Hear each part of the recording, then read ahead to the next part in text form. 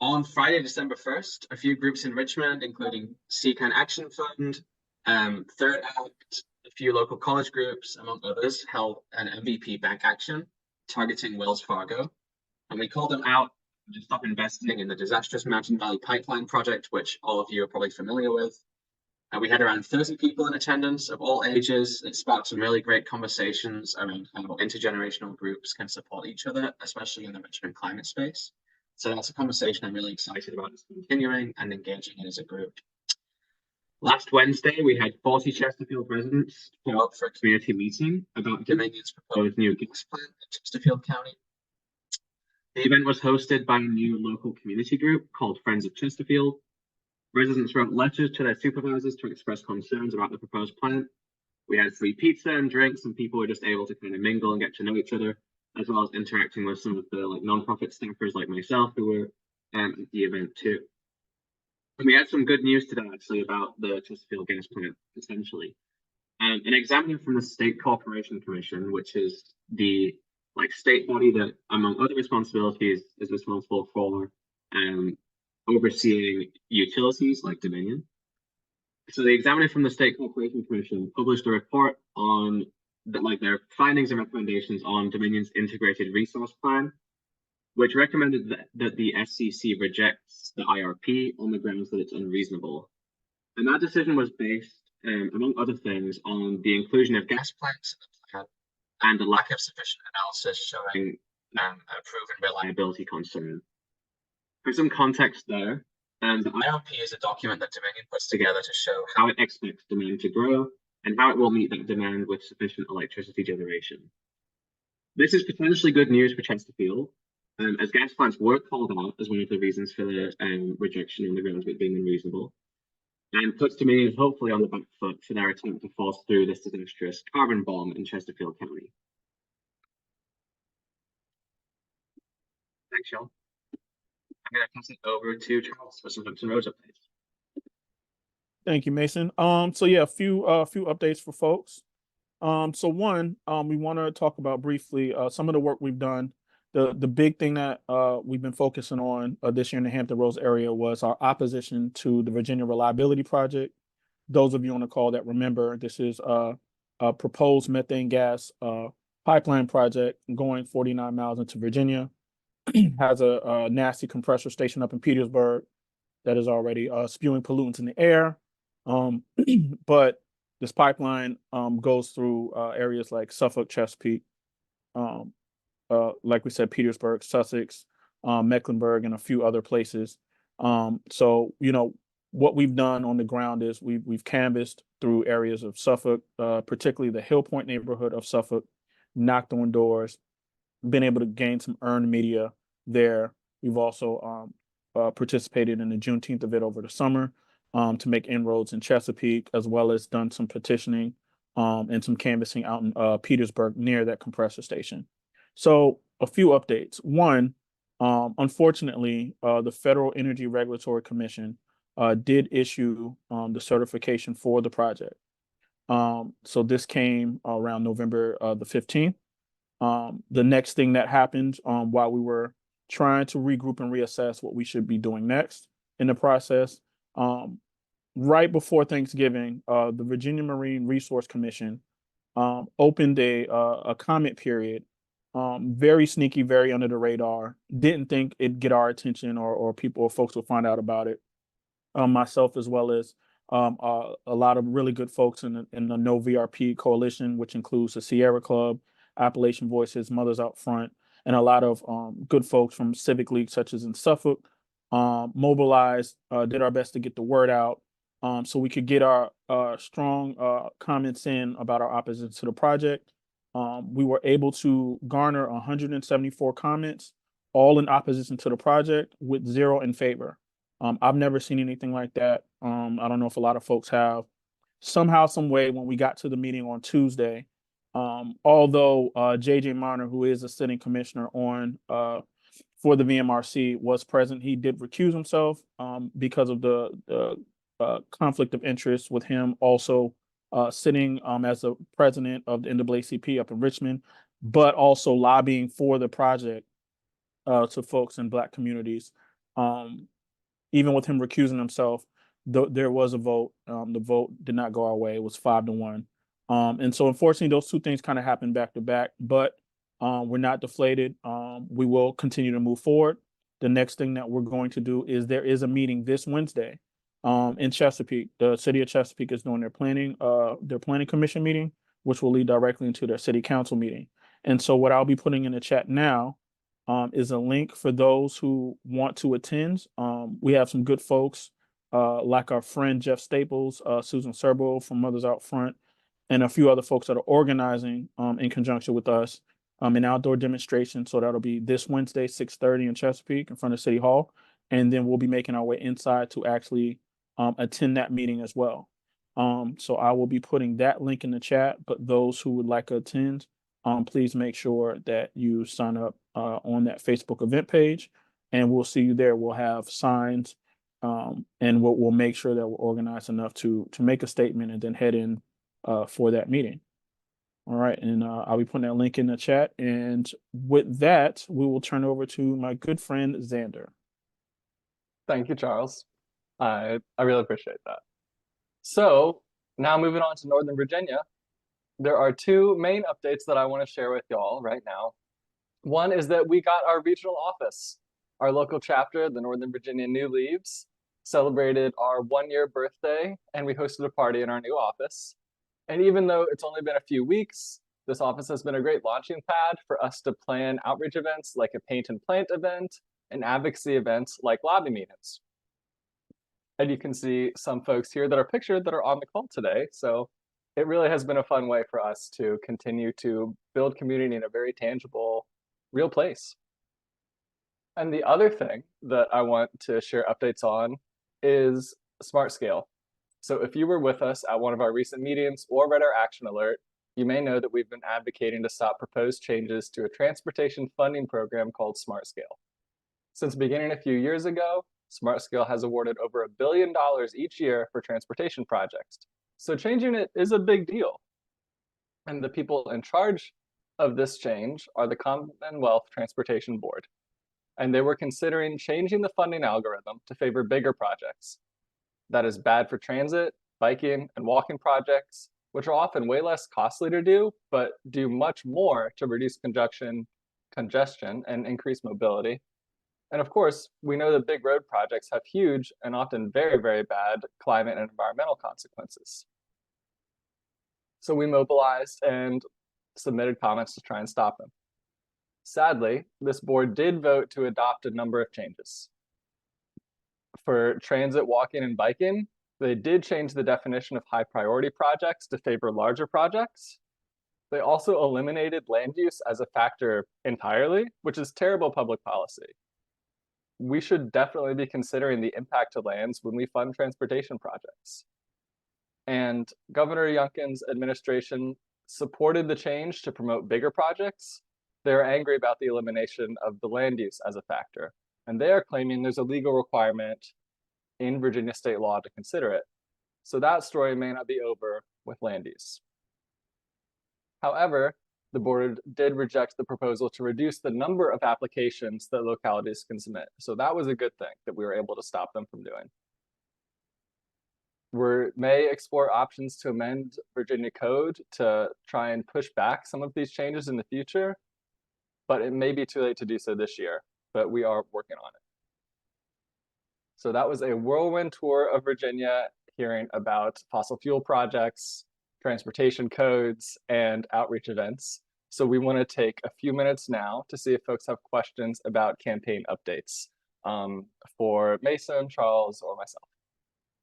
And if you do, go ahead and raise your hand, or you can put it in the chat.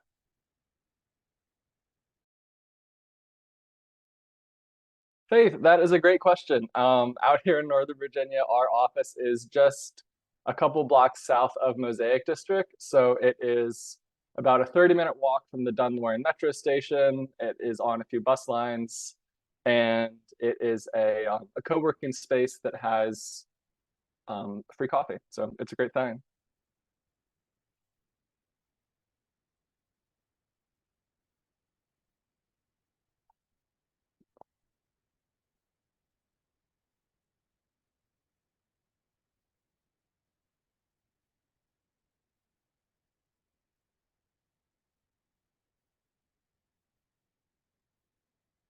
what other questions do folks have about campaigns? Andrew, yeah. I'm curious about the bank sit-in. Did that result in any positive results? Yeah, so Andrew and I actually met today and we were talking about bank action, so this is really timely. So that particular action, I can't say like was tied to any like key campaign outcome, but really I think the way that folks who are planning those actions look at them, especially the one in Richmond, was really a show of solidarity with people on the ground. Out in Southwest Virginia, you know, things are really tough right now. They're watching their land get torn up and this pipeline's being laid faster than ever. So just to see that there's people in Richmond and Nova and other, you know, out on the West Coast and other places who are in solidarity with them, even if Wells Fargo hasn't divested yet. You know, we're trying to keep the pressure up.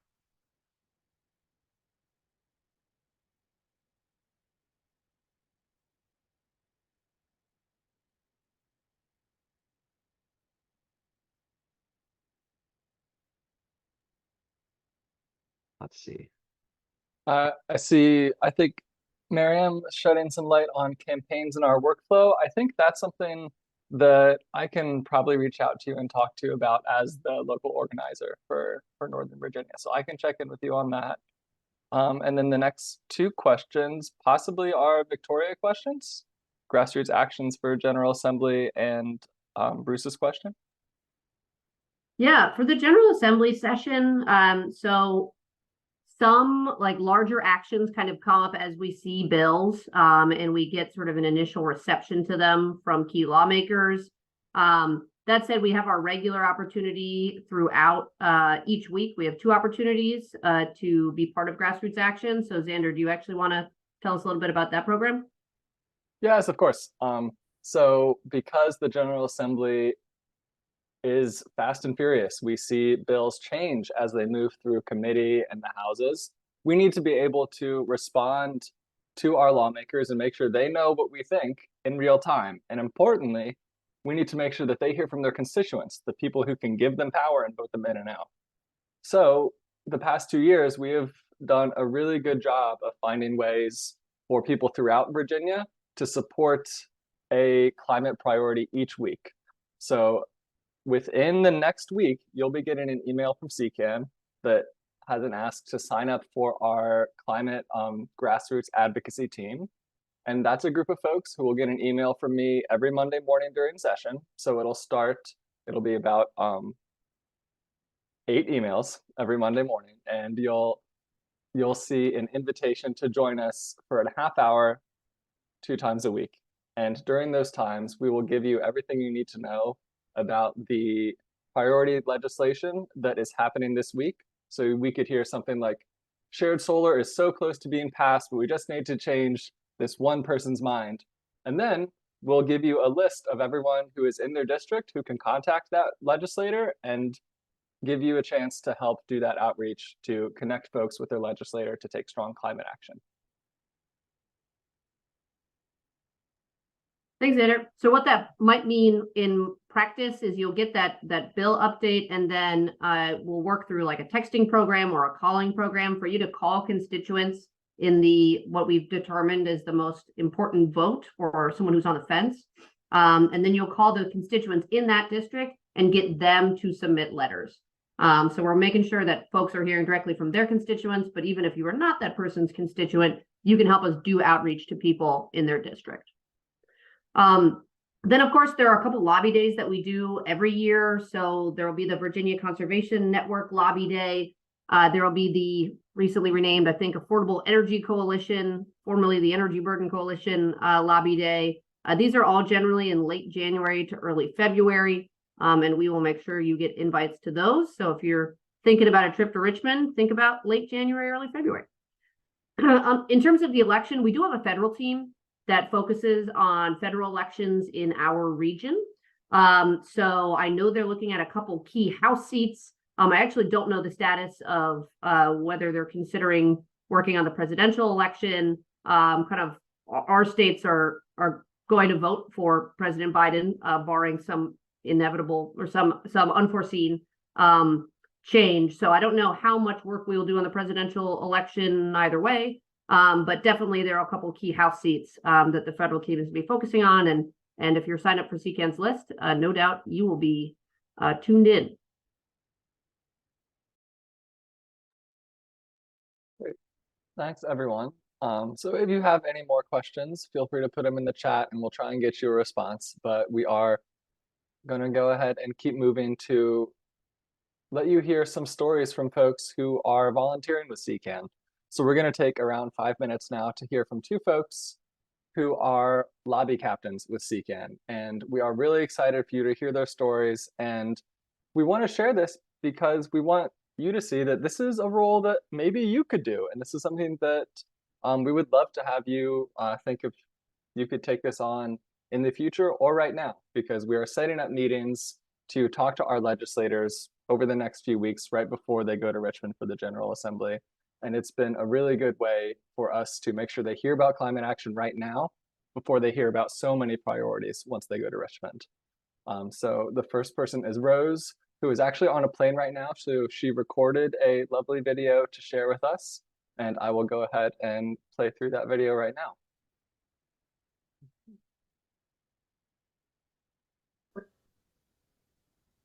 Hi, my name is Rose Hendricks, she, her, and I'm serving as a lobby captain for the meeting with Delegate Marcus Simon. I decided to do this because I really want the meeting to happen, and it's important that we have somebody who's taking responsibility to make sure that it does, and that everybody going into the meeting has a set of shared expectations and roles, and feels really equipped to play a role in the meeting. One of the things that especially motivates me for the conversation we'll have as a group is the recognition that with the passage of the Inflation Reduction Act, we now have so much potential to support quicker electrification of our homes and vehicles, but also the recognition that that's not just going to happen automatically, that it's really important for everybody to play a role in sharing information about those programs and really making sure that those who can benefit from them are getting the information, the opportunities to do so. And so that's one of the things I'd like to talk to the delegate about. One of the common interests we had in our group was around transportation as well. And so we're going to talk to him about funding a state electric vehicle rebate, which was passed in 2021, but without any funding for it. We're also going to talk to him about a forthcoming bill to support rural electrical vehicle charging. But perhaps most of all, our goals are really to just begin to build a stronger relationship with him, to understand his climate priorities, and also to get a sense from him of the opportunities for us as climate advocates and what he thinks is most possible and doable in the next session and how we can make that happen. Hey, thank you, Rose, from video. And now we will move on to hear from Andrew to talk about your experience. So I'd love, Andrew, to have you share. Hi, everyone. My name is Andrew Lamb, he, him. My story is not very special. Basically, most of my life, I was taught that climate change wasn't a real thing, or it wasn't caused by humans, or not a big problem. Only in the last 10 or so years of my life have I started taking personal action because I finally was convinced by the science. In the last few years, I think, especially with the pandemic and everything else going on in my life, I kind of realized that if humans do not take action, nothing is going to happen. And there are a lot of people, unfortunately, are like the way I used to be, where I didn't believe that climate change was a serious thing to consider. And I think a lot of days I waver between just feeling completely hopeless that anything will happen.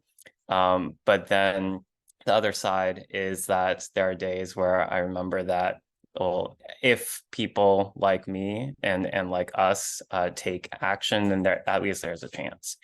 So I heard about Chesapeake Climate Action Network and was on their mailing list, didn't really do much. But when the Virginia election results came back and we have a climate majority in the General Assembly, I thought like maybe right now it's finally the time to take action. If anyone isn't aware, there's a good documentary series. It's kind of comedic on Netflix called The G Word, and talks about government, and the final episode really talks about grassroots action and how that really has the potential for impacting especially local governments, and maybe there'll be widespread effects beyond that. So I thought I was really happy to see all the resources CCAN had, and all the like in the last few meetings that I've been part of, they've had a lot of support for someone who's new to the process like me. So thankfully everybody's been really supportive, and yeah, I'm just happy to step in and learn from you all. Thanks so much, Andrew. That's really cool to hear. Yeah, I really appreciate you coming on and sharing with us. So after hearing from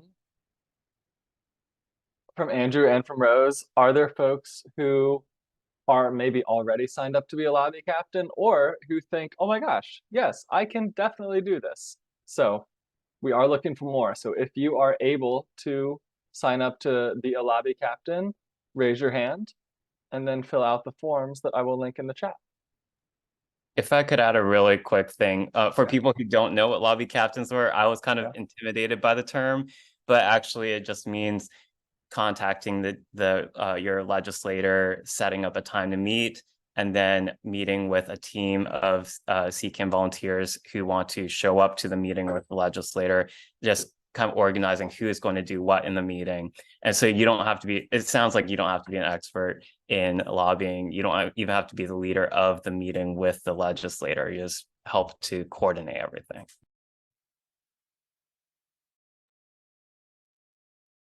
Andrew, that was a perfect summary and something that I should have shared at the beginning. So thank you very much for doing that. And I think now, to keep us on track, I will leave the links in the chat if you need a couple minutes to simmer and click on them. But we would love to hear from Victoria about how to go from being a lobby captain into maintaining a relationship long-term with your elected officials. Thank you, Xander. I'm Victoria. I'm our Virginia director, for folks that I don't already know. So, I want to talk a little bit about what building a relationship with your state representative looks like.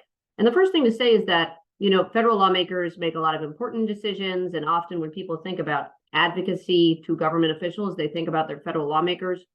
But the people that really determine what your immediate world looks like, feels like, how easy it is to ride your bike to the grocery store or sign up for a cost-saving solar program, those people are state and local government officials. So these are the most important people in your life. For any elected official, there are basically three things that determine how likely they are to move on an issue. And those three things are relationships, politics, and policy. So relationships, how much do they care about the person asking them to take a position? Politics, how aligned is this with the politics they'll be sensitive to, and the extent to which it will affect them getting reelected? And then policy, do they personally see something as good policy that they think will improve the Commonwealth, that aligns with their personal value system, etc. And the rule, you may be surprised to learn, is that relationships do trump politics, and politics trumps policy. That means that the more your lawmaker views you as a friend, or at least as an important community member, the more likely they are to support your issue. And to be honest, lawmakers put in bills based on what their friends and neighbors and clients ask for all the time. You might be surprised. Just to give an example, last year, Joe Morrissey, the former state senator in Central Virginia, generally conservative Democrat, and a whole host of other problems, actually. But he introduced a bill banning localities from mandating that all new construction be all electric. And he did this even though he actually really positioned himself as progressive on climate and personally believed in climate action, and even though it would not be politically expedient for him. And he did lose re-election, not based on that necessarily, but and the reason that he did this is because the Virginia Manufacturing Association's top lobbyist, Brett Vassey, is a personal friend. He asked him to. So he had a close relationship with Brett, and even though he told us he didn't like the bill and didn't want it to succeed, he introduced it anyway, and it got voted on. So that may be disappointing or frustrating to learn, but it does happen all the time. And that's why we're talking about this today. So the most important thing that you can do to become powerful is to develop that personal relationship with your lawmaker. And it's really hard to do during session. It's important to meet with them during that time to show them people are paying attention to particular bills of importance to you. But it's not necessarily going to build your relationship with them that much. There's just too many people coming in and out of the office, and it's kind of a blur. So spending time to build that relationship outside of the legislative session is going to be the most effective way to build a relationship. And you may wonder how you do that. So let's go to the next slide. The good news is that building a relationship with your lawmaker is really not that different from building a relationship with anyone else. If you haven't heard from someone from, let's say, the last place you worked in 3 years, and then they call you and ask you for a favor, how likely are you going to be to want to do that favor? Probably not that likely. What if they'd sent you a holiday card every year and got on the phone with you once or twice each year to hear what you're up to? So you would probably be much more likely to do that favor. It's really all about that regular friendly contact. The first thing I'll highlight here is it's important to know your value to your community. So you want to kind of paint a portrait for them of the kind of person you are, what groups you're affiliated with. That will help them not only remember you, and they'll also perceive you as more important because you're representing an entire group of people who may have similar values, who you may be talking to about specific issues. So if you have an initial meeting with your lawmaker, particularly this fall, share a little bit about who you are. Then, as I said, it's about regular contact. So sign up for their newsletter and figure out where they're going to be. If there are town halls, community events you expect them to attend, fundraisers they're hosting, if you're able to, show up, say hello. Town halls are good places to ask about policy. But for the other things, you're not even lobbying them on a particular issue. You might ask about something, but really you're there to show your face, remind them you exist, maybe get to know them a little bit better, and build a relationship. Of course, you can and should also create these opportunities. So schedule a meeting with them outside the legislative session. You can suggest meeting at their office, or you can offer to meet them for coffee or something like that, particularly if they already know who you are. The more kind of casual the setting, the less business-like they'll feel, and the more you'll actually be able to build a relationship. And then finally, keep in touch. This is the easy stuff, but it's the stuff that a lot of people don't do. If you see a news story that's relevant, you can just forward it over to them with your brief thoughts, ask them for their opinion, etc. You can stop by an event, even if you don't have time to be at that whole event, just to say hello. You can send them a holiday card. And I guarantee if you send your state lawmaker a holiday card every year and you meet them in person once a year, they will remember you.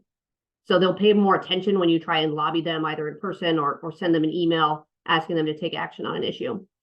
And if you stay in touch semi-regularly throughout the year, if they see you a couple times per year in person, maybe at a lobby meeting or two, but also, at a town hall, at a couple community events, just out in the world, they'll not only remember you, they'll care about you, and they'll perceive that you are an influential community member. And that's what gives you power. So that's kind of my brief summary on building a relationship with a lawmaker. I think the overall takeaway I want to give you is that there's not some cold calculation for how to do this. It's really about getting in front of them semi-regularly in a friendly setting, ideally, and just sort of raising the specter of who you are in your community. That said, does anyone have any questions?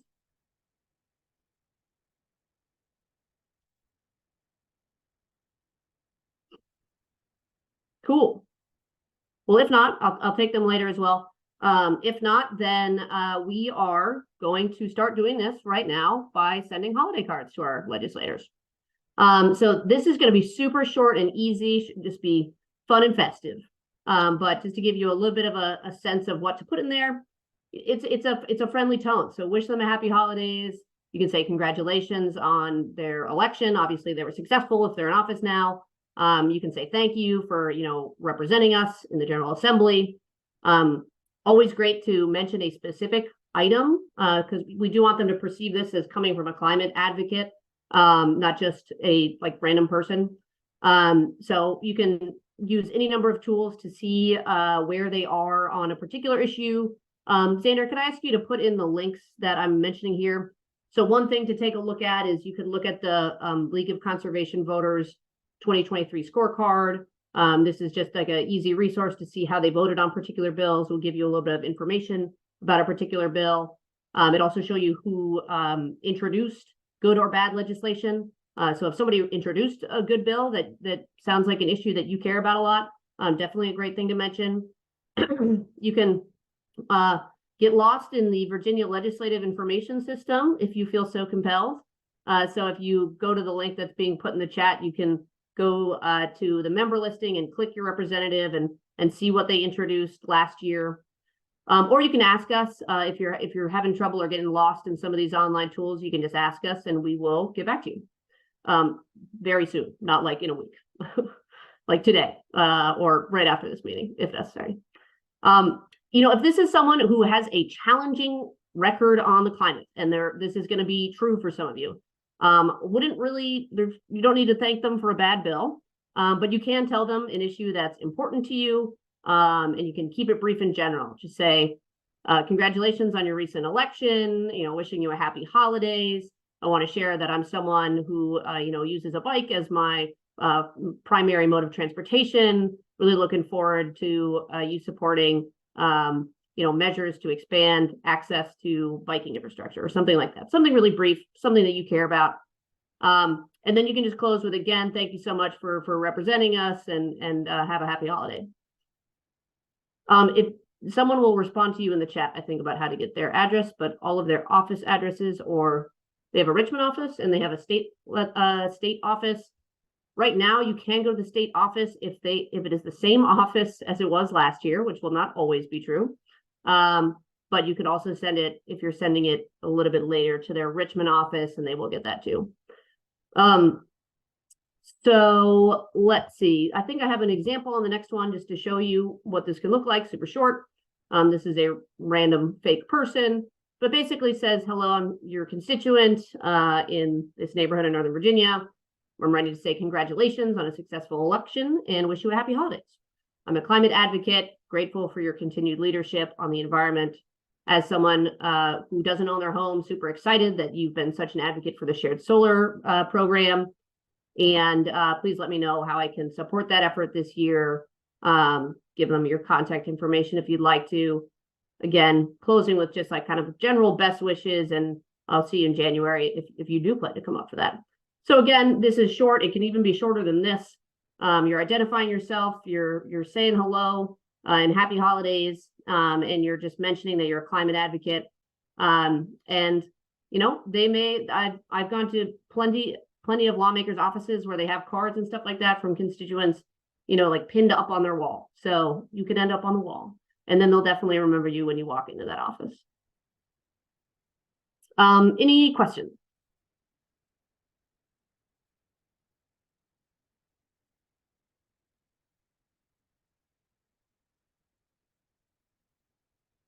Cool. I think I'm passing it back to you, Xander. Could I ask a quick one? Oh, yes. I'd like to hear some of the staff, some of the crew's success stories lobbying. What have you done that really is connected? So I can't answer as a grassroots constituent because I am like formally employed lobbyist for CCAN. So it is a little bit different, actually, the strategy. I will say that on a particular issue last year, in terms of the grassroots group that Xander was coordinating throughout the year, we had people getting in touch with constituents to then send emails and make calls to a particular lawmaker's office. This was Senator Spruill, who is no longer in the General Assembly. And then when we got to a subcommittee meeting, which is not recorded and totally like isolated from the public, he actually repeated some of the concerns that he had gotten from constituents in that subcommittee meeting, and it made him really nervous for a vote. And he said, you guys need to go and amend this legislation because I don't want to vote on it because people are talking to me about it. So getting in, like really having a constituent come and voice their position on a particular issue, particularly if it's someone they know and care about, really can move people. in terms of like a grassroots lobby meeting, I don't know, does anyone on the call have a particular story to share?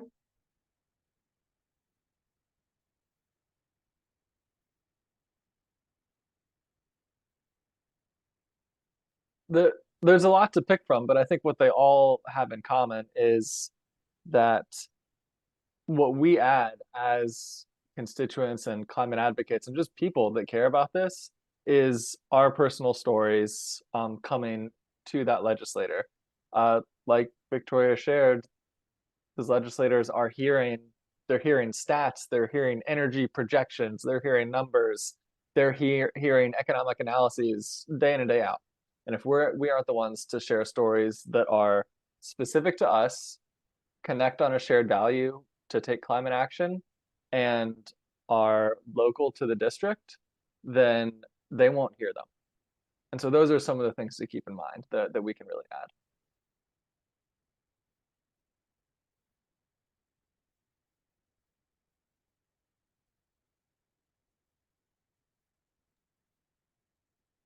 Great. Thanks, everyone. And now we're going to apply that, which is very exciting for everyone. We are going to spend 15 minutes in breakout rooms by your region. And if you registered for this meeting before Wednesday night of last week, you should have received a letter from me. Yay, thank you, James. I was nervous about these. I'm so glad. So yes, everyone pull out your cards, which is great. So thank you, James and Jess. And if you don't, what you can do is you can write the text that you will send to your legislator on a piece of paper or on a Google Doc, and I will send you a card first thing tomorrow morning, and then you can get it out this week. Before I lose please. this visual, can anyone who has a card hold it up so I can take a screenshot? Okay. And if you don't, I'm sorry, we can get you one after this. So give me 2 seconds. Let's take this screenshot.